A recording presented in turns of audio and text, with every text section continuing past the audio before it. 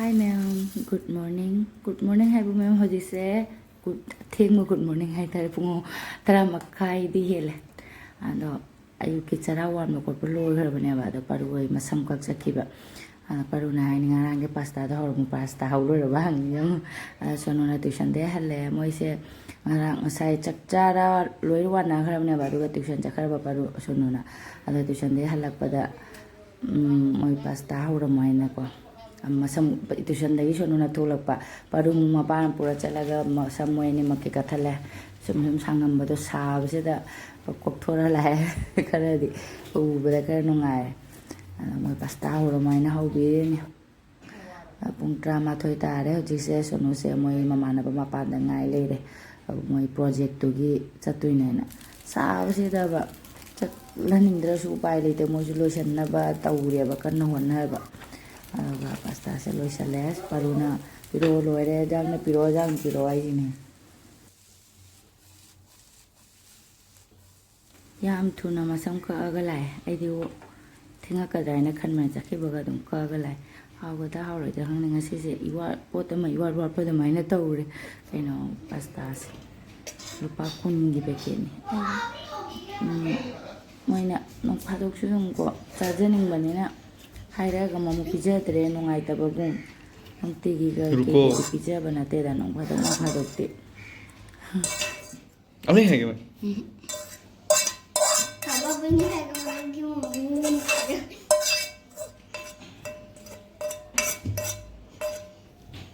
ये मेरा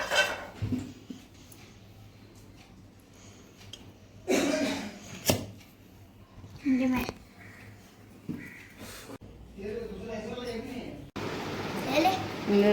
ले लो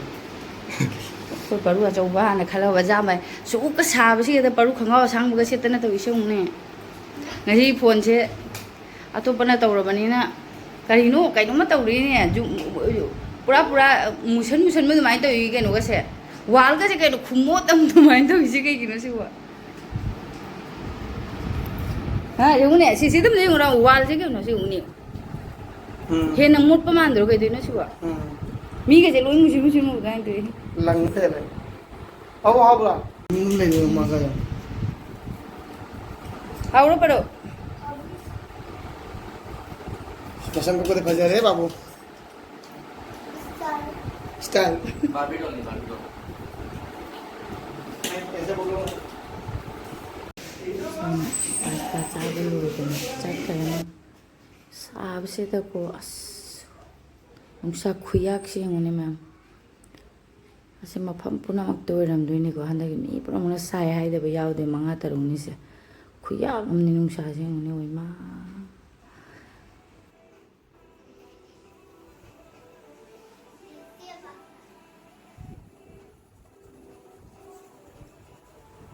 paru pamu na tang chari mai ahau ba pot che ore de ado sab se da iri chak se thong do na humang ra chen dare ano sak thong do e duga horen dum sono la chak samina rani sak kam do mina wai sang ya duga mathak karak pada mit ka thai nu sa na seng ba no sai na ling de phi je pho ho da ba ina anda ho je phi phau ri ba da ma nu ngai tra ba kai no satin por ge anda kai hani kupi satin khan bi ba ina phi phau da ma la ba satin khan bi ri aduga ho je se na mo ai phi phau lo ra mani na aina mu kha mangonda khan bi re ma se tin la kari po no se khang di si je mana porakhi bane ba ko mamang da ma posting chat ching da wa ti da gi ado se gi pot sina akoi machine AC gi outdoor gi machine se mo kaw khumjan bina ba na na tari hit yam kal le tin ni na nong amuk chusan nungsa amuk cha AC outdoor gi se adu budi dum outdoor pura makki di machine si di loina nungsa ide nungsi chari ne ba ko chara ga su na ma sa man ngare do se na khatang ai sab kano to bina ba na khanjan bi ga ne ai na ये इनकी हो यार एकदम ये मास और हम लंगे रे as oima manung de asa phudro ko khong ga chaiye si phen ji ma pa hi da ga ꯈꯟꯖꯟꯗ꯭ꯔꯒꯗꯤ ꯅꯣꯡ ꯇꯥꯔ ꯍꯨꯝꯈꯤꯅꯤ ꯌꯥꯎꯗꯅ ꯉꯁꯤ ꯅꯣꯡꯊꯟ ꯅꯨꯡꯁꯤꯠ ꯂꯥꯛꯑꯗꯤ ꯍꯨꯝꯈꯤꯗꯣꯏꯕ ꯈꯔ ꯁꯦꯐꯇꯤ ꯇꯧꯗ ꯌꯥꯗꯣꯏꯅꯤ ꯌꯨꯝ ꯁꯥꯕꯤꯔꯦ ꯌꯨꯝ ꯁꯦꯝꯕꯤꯔꯤꯅꯤ 마주 샤베는 아스 구싸시 그노네 피 फौबोंसो नो हजि इरु थोकबगी कैनोगी ब्राइटनेस कम करो आदनी कोई फी फौबगसे फी कैनो अंते फी फौबगसे साथि नुपगा अइना फी फौरिनि नत्रदि लोय यादरे मोरोक लोय कंब्रा कैनोनि पंका थानानि नजु सनो इदुम चाउजु थारि ओइमा एसे सिबेदानि बोमके मोय मकोरे कुसासे करिनो सिबो sang ai sa tin je kai ma chu nói gì ma pa amu ba le ho da ba ni ba ina se no bo lo ro pa adu ma ngarang nung thang dagi hojik yaurakpada 12 ga ba 12 unit chelin asa koi parong thong no jala manung da kadawri ba yore mobile hana le be ma jung mai mobile je ta jadre chingni ma mai je fajan ma khusa si di kai no sak se thong loi rabani na sono lak pa ngai bo oina bujia sai ga phone namaga potha rani ing na tauna as lora bo thaba puri ke se pung luk khre ang ne namthi na sa do iru tho chak cha lo chak cha tho ga aduga ma'am ma leiringe da smart bazaar se aina sathi nungai ba se lo rai de pot punamak kitchen gi ja pot pun mo loi phanga ba na ko se da waina tha ma gi akoi gi kai ne hawai chingwai ke loi lau ga ni ma lai nge da aduna sono ga paruga de potha hore aduga iga ma ga se la कोई नहीं सब तौथा runny पोल लई runny हवाई जगह के कह देगा dressy dragon fruit से आई थी अमत साजे पीस 99 पी मा कोई ना फ्रूट के हाइना दरे लौरग हाइना गदा हाइना रोय दा खंगना लौरक्त्रे दु अदुगा से चीज से अमदे पुगरगे सोनो परोगे नो फादोक जु को आइसु तन गा हौबगा तल्लागा ने ब्रेड गुम्बा खंगदे दे तन अता गे तन ओयसु को हौरगा मथक्तैना वेजिटेबल खरा हपचला सी चीज से मथक्ते से सिचला हपचन गदे मोय हौजा खरा पोन नो ममादि लौसल्ला बाइसु अदुगा से डिनर सेट से तुमी इंजन बनी दा पामदि palm yang yang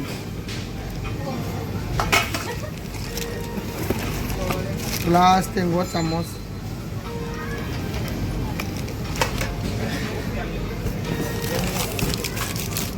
ish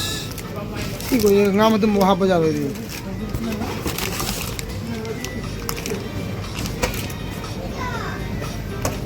हपचन Garo ma kamni kaina to patwit ka pai 699 ina pa bai na no na de ai de si bedsheet se tha lawa se pabudi phajei ko se de tum leng dan leiba na thaga da bane ma pa me jini ai pa ma di laura se ba de ka dawna do tha ru ga do na yung gi launa ba hai jini na bedsheet me am lei re ba ko aduna sugumba se de tum ti daily nei na ba su ngai ro kon laura se na aduga mamang lakpada ini yam pamjana hot case ani oi ba ko leiram dare thi bang ne mapa na pa ma ga de khodak ta lahu di kai gi noi se khalle chala singo gela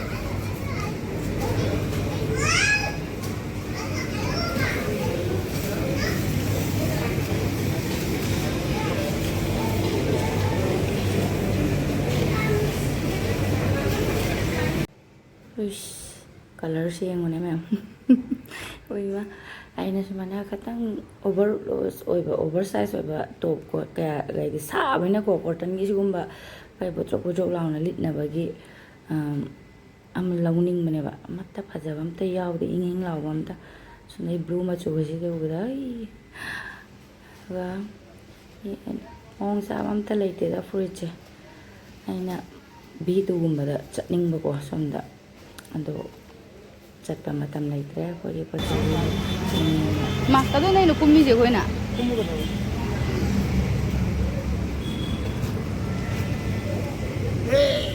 पूरा full shopping ꯁꯨꯃꯥꯏꯅꯕꯨ ꯂꯥꯛꯑꯕ ꯑꯃꯁꯨ ꯄꯥꯝ ꯂꯧ ꯑꯃꯁꯨ ꯄꯥꯝ ꯂꯧ ꯒ꯭ꯌꯥꯟꯒ ꯇꯥꯍꯧꯗꯦ ꯄꯣꯠꯁꯦ ꯀꯌꯥꯝ ꯌꯥꯝ ꯂꯧꯁꯟꯈ꯭ꯔꯕꯅꯣ ꯈꯪꯍꯧꯗ꯭ꯔꯦ ꯁꯤꯗꯤ ꯀꯃꯥꯏꯅ ꯄꯥꯏ ꯃꯆꯤꯟꯒꯤ ꯆꯤꯡꯁꯟꯗꯤ ꯆꯧ ꯅꯪꯁꯨ ꯑꯩ ꯄꯥꯏꯔꯦ ꯑꯩ ꯊꯝꯃꯒꯦ ꯑꯗꯨꯒ ꯄꯥꯔꯨꯒꯤ ꯍꯥꯎꯁ ꯗ꯭ꯔꯦꯁ ꯁ꯭ꯀꯨꯜꯒꯤ ꯄꯤꯇꯤ ꯗ꯭ꯔꯦꯁ ꯍꯥꯎꯁ ꯗ꯭ꯔꯦꯁ ꯂꯧ ꯍꯥꯏꯅ ꯃꯌꯥꯝ ꯂꯩ ꯑꯉꯥꯡꯕ ꯕ꯭ꯂꯨ ꯔꯦꯠ ꯂꯩꯔꯦ ꯕ꯭ꯂꯨ ꯂꯩꯔꯦ ꯀꯩꯀꯩ ꯃꯆꯨ ꯃꯌꯥꯝ ꯑꯃ ꯂꯩꯔꯦ ꯄꯥꯔꯨꯒꯤꯁꯨ ꯂꯧꯔꯒ ꯑꯩꯈꯣꯏ ꯌꯨꯝꯗ ꯍꯜꯂꯦ ꯆꯦꯡ ꯑꯃ ꯕꯦꯒ ꯑꯃ ꯂꯧꯔꯦ ꯑꯗꯨꯒ ꯄꯣꯠ ꯆꯩꯁꯤꯡꯁꯦ ꯊꯥꯡꯉꯛꯄꯗ ꯂꯣꯏꯕꯅꯤ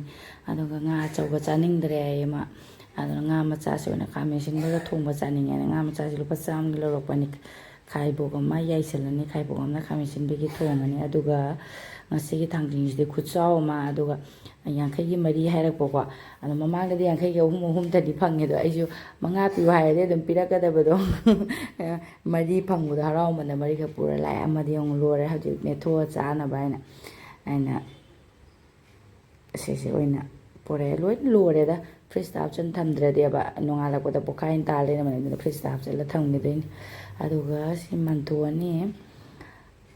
ꯑꯗꯨꯒ ꯁꯤ ꯄꯥꯔꯨ ꯐꯨꯔꯤꯠꯁꯦ ꯑꯝꯇ ꯂꯤꯠꯍꯜꯂꯒ ꯌꯦꯡꯒꯦ ꯄꯛꯆꯕ꯭ꯔꯥ ꯍꯥꯏꯅ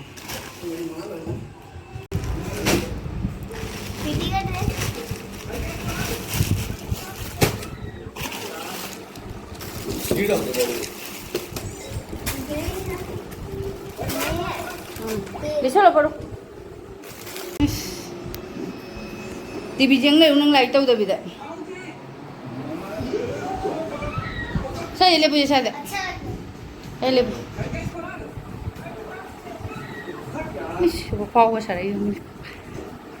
फूल को तो बाहर निकालना है मधे खादर पड़ो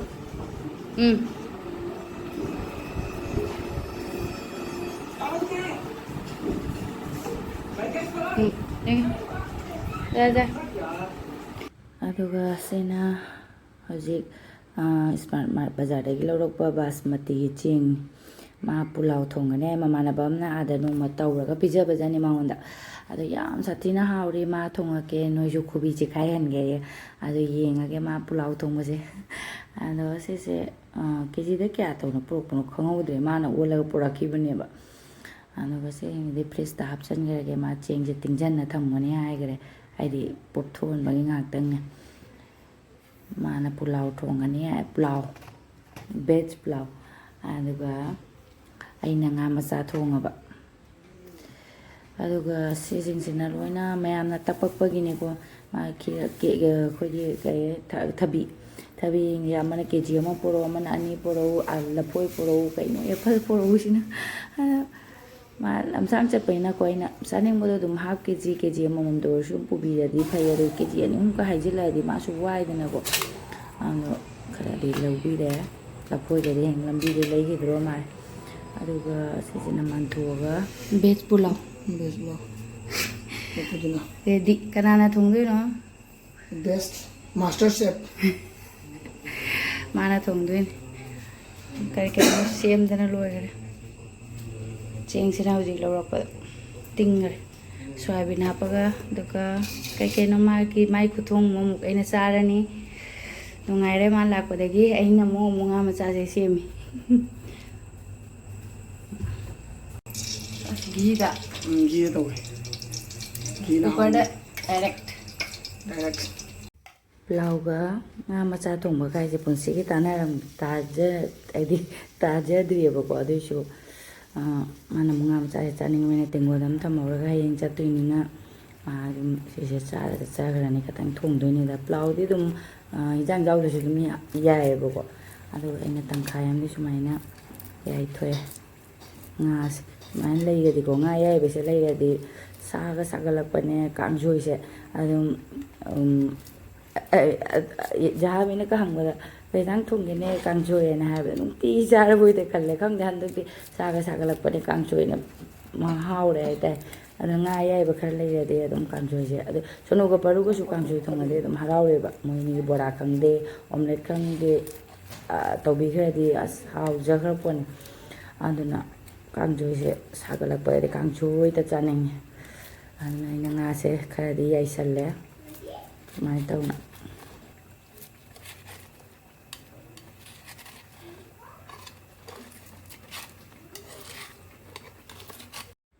ꯑꯗꯨꯒ ꯃꯥꯒꯤ ꯄꯨꯂꯥꯎꯁꯤꯁꯨ ꯂꯣꯏꯔꯦ ꯑꯗꯣ ꯃꯥꯁꯦ ꯃꯃꯣꯟ ꯌꯥꯝ ꯁꯥꯊꯤꯅ ꯅꯨꯡꯉꯥꯏꯇ꯭ꯔꯦ ꯃꯃꯥꯟꯅꯕꯅ ꯄꯤꯖꯕꯗꯨꯅ ꯐꯔꯥ ꯐꯔꯥ ꯂꯥꯎꯔꯦ ꯏꯁꯤꯡ ꯈꯤꯇꯪ ꯍꯦꯟꯈꯤꯕꯒꯤꯅꯦꯕꯀோ ꯄꯨꯂꯥꯎꯁꯦ ꯈꯤꯇꯪ ꯍꯥꯏꯗꯤ ꯄꯦꯇꯛꯄꯨꯗꯤ ꯇꯧꯔꯦ ꯑꯩꯅ ꯏꯁꯣꯔꯅ ꯊꯣꯡꯉꯤꯅꯤ ꯅꯣꯡꯃꯒꯤ ꯑꯇꯝꯕꯅꯤ ꯍꯥꯏꯅ ꯍꯥꯏꯕ ꯃꯥ ꯃꯃꯣꯟ ꯅꯨꯡꯉꯥꯏꯇꯕꯗꯨ ꯎꯕꯗꯨꯗꯅꯦ ꯑꯗꯣ ꯍꯥꯎꯗꯤ ꯍꯥꯎꯕꯀꯣ ꯑꯗꯨꯒ ꯈꯤꯇꯪ ꯄꯦꯇꯛ ꯆꯠꯄꯒꯤ ꯇꯧꯕꯒꯤ ꯋꯥꯔꯤꯅꯦꯕ ꯃꯥꯅ ꯚꯤꯗꯤꯑꯣꯗꯒ ꯌꯦꯡꯍꯜꯂꯅꯨ ꯃꯥ ꯏꯀꯥꯏꯕꯅ ꯂꯣꯏꯔꯦ ꯑꯩꯅ ꯀꯔꯤ ꯏꯀꯥꯏꯗꯤꯅꯣ ꯍꯥꯏꯕꯀꯣ ꯑꯗꯨꯒ ꯑꯩꯅ ꯑꯁꯦ ꯉꯥ ꯃꯆꯥ ꯊꯣꯡꯕ ꯑꯃ ꯂꯩꯔꯦ ꯑꯗꯣ ꯁꯨꯃꯥꯏꯅ ꯇꯧꯅ ꯑꯩꯈꯣꯏꯒꯤ ꯗꯤꯟꯅꯔꯁꯦ ꯃꯌꯥꯝ ꯄꯨꯂꯥꯎꯒ ꯉꯥ ꯃꯆꯥ ꯊꯣꯡꯕꯒ ꯇꯧꯔꯦ ꯃꯅꯝꯗꯤ ꯅꯨꯡꯁꯤꯔꯦ ꯘꯤꯅꯒ ꯊꯣꯡꯕꯅꯤꯅ ꯑꯗꯣ ꯃꯌꯥꯝ ꯉꯁꯤꯒꯤꯗꯤ ꯑꯩꯒꯤ ꯚꯤꯗꯤꯑꯣꯁꯤ ꯃꯇꯥꯡꯁꯤꯗ